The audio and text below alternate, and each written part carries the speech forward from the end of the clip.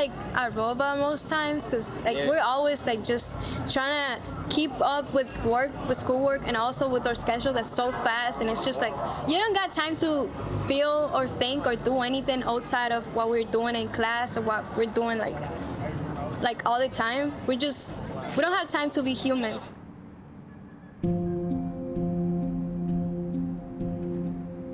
For the past 14 years, the Department of Elementary and Secondary Education, DESE, has failed to meet its own goals for turning around Lawrence Public Schools.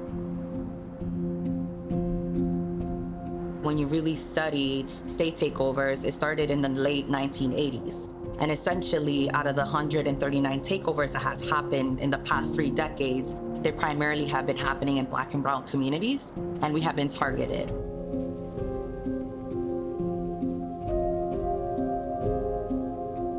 Schools are the pathway to everything, right? And for historically marginalized people in this country, Black communities, Latinx communities, like the schools are critically important to their political and economic, vitality. And when you take away the schools, then you take away the ability to develop political power, to develop economic power, to be thriving communities, right? And so this is why receivership is so dangerous and harmful to communities, is because the foundation to communities has always been the schools.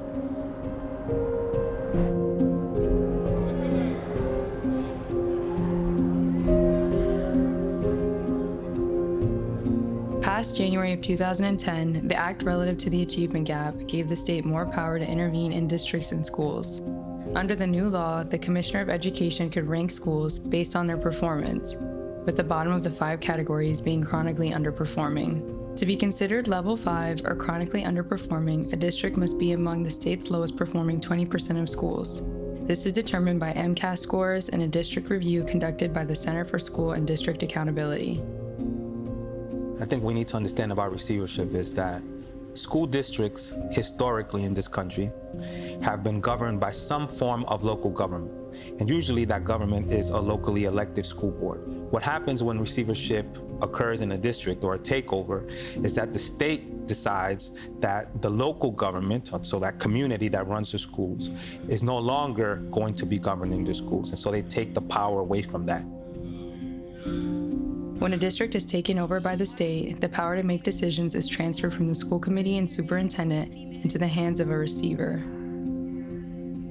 If you're a resident too, you don't have representation in your district over your schools that your kids go to, if you have kids or your neighbor's kids or your community's kids, whatever, right? Over what is taught in the schools in your neighborhood and in your city, what food the kids eat, how much recess they got, what books they read, what levels of technology they have access to, how they're being treated and disciplined in their classrooms by their teachers, by support staff. You don't have someone fighting for you. Because a receiver is an appointed position, the only person that can hold them accountable is the Commissioner of Education. If students, teachers, school administrators, or members of the community disagree with their decisions, they cannot be voted out. Once a receiver is appointed, they create a turnaround plan outlining their approach to improving the schools. Every 3 years, the state assesses the progress of the district and votes on whether or not to keep the school district under receivership. So what happens when a receiver fails to turn around a school district? The problem with the receivership law is that there is no actual accountability for the state. There is no bar that's set to get out of receivership. There is no goal, and there's no level of support or help that the state is required to provide to the schools. I think that's something that a lot of people forget, is that at the end of the day, yes, this is a state takeover, a receivership, whatever you may want to call it, but these are people. And these are people's lives that you're impacting.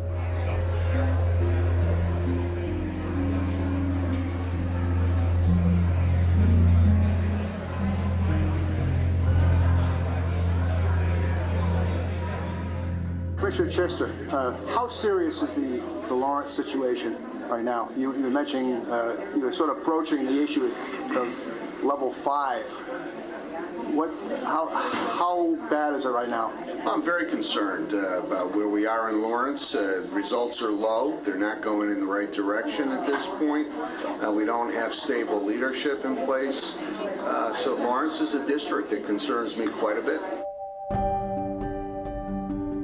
On November 29, 2011, the Board of Elementary and Secondary Education voted 10-1 to label Lawrence Public Schools as a Level 5 district. The man who is asking the state to step in is the chair of the school committee and mayor of Lawrence, William Lantigua. The students have waited too long, the parents have waited too long, we have waited too long to see the transformative changes that are needed in order for the Lawrence Public School to reach the level of achievement that our children need and deserve. When the State Board of Ed held a public meeting in Malden last night, several people criticized the panel for not holding the meeting or any other public meetings about a takeover in Lawrence. Essentially what happened in Lawrence at that time is the frustration from the community. There was no transparency. There was no community involvement. We are not the bottom of the barrel, and I take offense to that. Jim Blatchford was recently elected to the school committee. Because there are many school systems that have more underperforming schools, level 4 schools, than us. And yet, there's not even a question about them being taken over because it wasn't requested. The fact that decision was up to the mayor and the city council, who we had seen very little of in the schools, made it feel a lot like a political decision. By December of 2011, the state gained control of LPS, which was the first and complete takeover of a public school district in Massachusetts. I don't want to say I rolled my eyes, but I was like, here we go again. It's another, manifestation of we're not good enough. On January 11, 2012, Commissioner Mitchell Chester appointed Jeff Riley as receiver of Lawrence Public Schools. As receiver, Riley appointed himself as the superintendent of LPS. This gave him complete control over the district for the next 7 years. Riley and Chester published their first turnaround plan for LPS on May 30th, 2012. They proposed 4 main strategies: extended time, strategic use of data, and high expectations for academic achievement, recruitment, retention, and cultivation of great people and proven partners, strengthened support and engagement for students beyond academics, and increased autonomy and accountability for schools to promote student success. While these strategies sound good in theory, the reality was very different. What did happen was that administration was asked to rank its teachers, and certain teachers were then put under observation. Many retired, many decided to resign, go to other schools. I think a few hung in. The writing on the wall there for teachers was that this was now a business proposition, and there needed to be a scapegoat, and it was the teachers. You have a commissioner of the state on the state level who said, you know what, Lawrence public school system is chronically underperforming. And what that means is that they have low test scores, right? You're just looking at one factor that doesn't really tell you the whole student. And so they just hone in on low test scores. The Massachusetts Comprehensive Assessment System, or the MCAS, played a huge role in determining if LPS should be placed under receivership. Standardized testing has been used historically as a weapon to justify the takeover of schools and communities of color and other punitive measures. I came in the middle of sophomore year, not in the middle of sophomore year, at the beginning of sophomore year for the first time to Lawrence High School. And out of nowhere, they told me that I needed to take a test, and if I didn't pass this test, I couldn't graduate. And I was so stunned.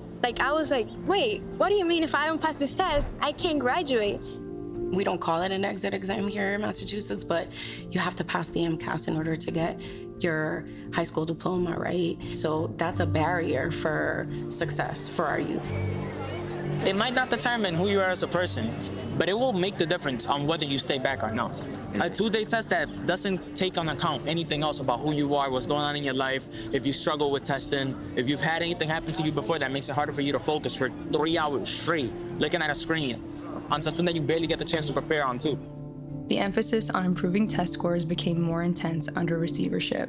They would post students' names and their test scores on the walls, essentially shaming the students who were scoring the lowest. Yes, it's a violation of federal law to post students' grades on the walls, but they were doing it under receivership as a way of encouraging students to score high on these exams. It has been very frustrating as a parent to not feel like I can send my child to the local school system because all they're worried about is MCAS prep. It's really hard to connect and motivate students if you're drilling for a test. In addition to a heavy focus on standardized testing, the school day was extended. The day got extended. Teachers were not compensated for teaching a longer day. Students had a longer day with no real incentives for them. There wasn't anything fun added. There wasn't anything that would expand them in terms of arts or sports or anything really. And it became drudgery. It really did. And the students felt like they were being punished with the longer day. And in a sense, some of the teachers felt that way as well. Another major change made by Riley was the creation of the Abbott Lawrence Academy. The Abbott Academy, which was built as a talented 10th program at Lawrence High to kind of recruit the highest performing students in the city and put them on a pathway towards college, right? What they don't tell you is just the crazy amounts of money that they invest into this particular program and choose to disinvest from the other ones. So yeah, when I got to LHS, it was like very much a slap in the face of like, oh, this is what school is like in America, huh? In 2015, DESE released a report saying Lawrence had experienced a dramatic increase in graduation rates and higher MCAS scores, making the receivership look like a success. This data only tells part of the story.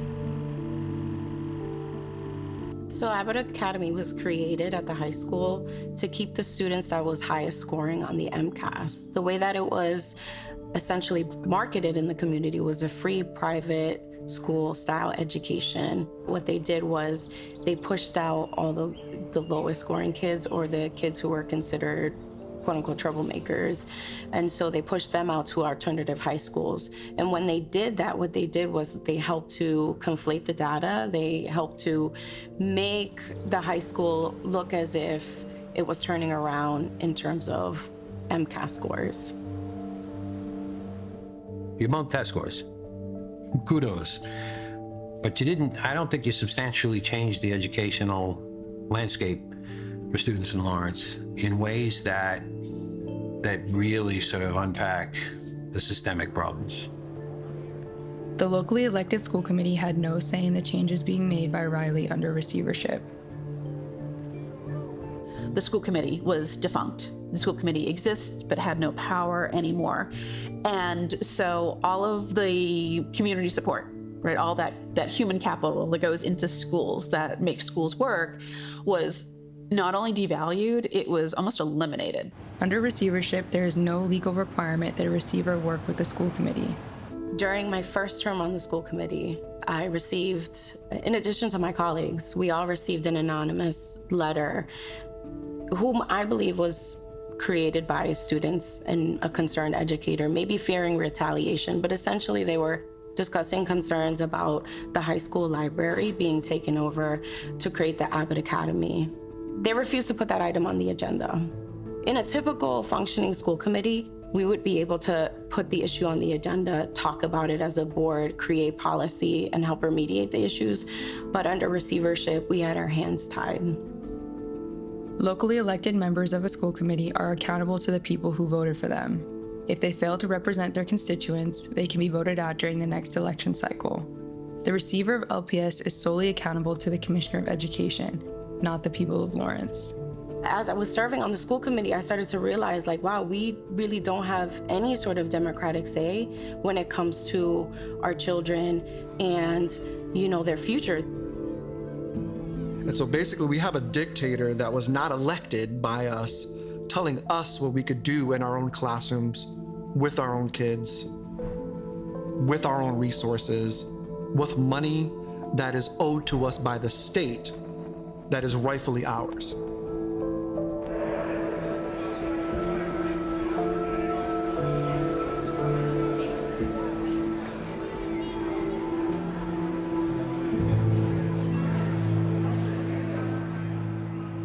Again, my name is Jeff Riley. I'm here today to let you know that I have chosen not to renew my contract when it expires in June of 2018. By that time, I will have served nearly 7 full years as your superintendent receiver here in Lawrence. I think receivership could have been viewed as an outside occupying force. Instead, we chose to do this work with the people of Lawrence and not to them. And I believe it has been this collaboration, a road less traveled in education reform, I might add, that has made all the difference. After stepping down as receiver of Lawrence Public Schools, Jeff Riley moved on to become Massachusetts Commissioner of Primary and Secondary Education. On April 20th, 2018, the Lawrence Alliance for Education, LAE, became the receiver of LPS. 1 month later, the LAE appointed Cynthia Paris as the new superintendent for the district. Because again, I don't want to make anybody be unclear about this process. The state is still in charge. I want to make sure that we capture a moment when we had challenges happen in Lawrence High School, and where violence was something that was seen across every social media platform. The immediate cause is the fighting in the high school, but the teachers union says the root cause of why it's happening needs to be addressed. And for the first time ever, the mayor, Kendry Vasquez, brought together the Lawrence School Committee and the Lawrence City Council of the Lawrence Public Library. And that day was called because we brought forward the superintendent of Lawrence Public School, who was then Cynthia Paris, her administration. And the room was filled with teachers, with parents, with students, with community members that were calling for action, that were calling for change, that were calling for true safety guidelines in our Lawrence Public School system. It's about structural changes that are necessary to ensure that we provide the best quality education and a safe environment for our students and our educators. Many parents and teachers here, along with the mayor, want to end state control of the district, which has been in receivership for a decade. The state has been overseeing us for 10 years now. What change have we seen? There's no local control. We have elected officials of the school committee, and they're not able to have any power. And that day, the Lawrence School Committee, with the support of the mayor, submitted a termination of receivership. That was never taken on by the commissioner and the Board of Education. Nobody, and when I mean nobody on the state level, took this seriously and went into a conversation on why this never happened. So what is the process of transitioning out of receivership? There's no real process to get out of receivership right now. There's no checks and balance written within the receivership law. They can essentially do whatever they want, and no one can question them. The state has failed to acknowledge the circumstances that lead to a school becoming chronically underperforming in the first place. When the Student Opportunity Act got passed, legislators and individuals in our community and in the state figure out that for almost a decade, we have been underfunded. So if you think about receivership when it began, and you think about when this particular law got passed, have you ever thought about we didn't have enough resources to provide a well-rounded educational environment for our students, and that you as a state are to blame? That makes you think, like, how are you pointing fingers at us, taxpayers, individuals that are trying their best, that have 2, 3, 4 jobs in our community just to get the money that they need to pay rent? I just worry about what we have done to kids over test scores, and districts and communities. You know, I mean, how long is it going to take Lawrence to sort of extricate itself from this experiment, this political experiment, not an educational one? And I think Lawrence is rightly recognized as one of the most successful examples of school turnaround, district level turnaround that we see in public education, not just here in Massachusetts, but really anywhere around the country. When you speak to students and you speak to teachers and you speak to community members who care about education, they will tell you a completely different story. So something's not adding up. The research is saying one thing, but the people are saying another thing. The question on everyone's mind is Lawrence ready to run its own schools? The notion that a community has to be ready, has to earn democracy is utterly ridiculous. I think, again, we don't accept that for anyone else. Democracy for communities shouldn't be earned. It is our right as citizens in our communities to have a right to say what happens to us. So I don't think that there should be any type of metric to decide whether Lawrence is ready to run its own schools. Lawrence has been ready to run its own schools.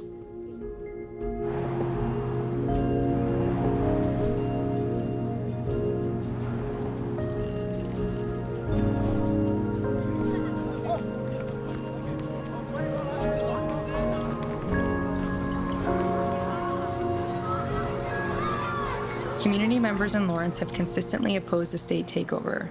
Since the district was placed under receivership in 2011, the state has voted every 3 years to keep LPS under its control despite this pushback. As the first district in Massachusetts to be taken over, the fight to regain local control is not only critical for the education of our youth, but for the future of our city. Although LPS is still currently under receivership, our community remains hopeful for the future of education. I would love to see a world where LPS is under local control. I would love to see a world where the receivership is done, where the Lawrence Alliance for Education, or whatever they're calling that state-appointed board, is dissolved. I want every student to go on and feel that they were part of a system that cared about them, that without them, we wouldn't be a school system. How about a school that kids are eager to go to every day and feel connected and feel supported and feel engaged and feel aspirational. Like I want to figure out what I want to do, and there's a collection of adults here that are going to help me work my way through it. The city should definitely take control over its education again, because we're the ones living in Lawrence. We're the ones that know the kids are going through and how they learn or where we're coming from. And those are the people that should be running their schools, and those are the people who should be taking the decisions to make our schools better.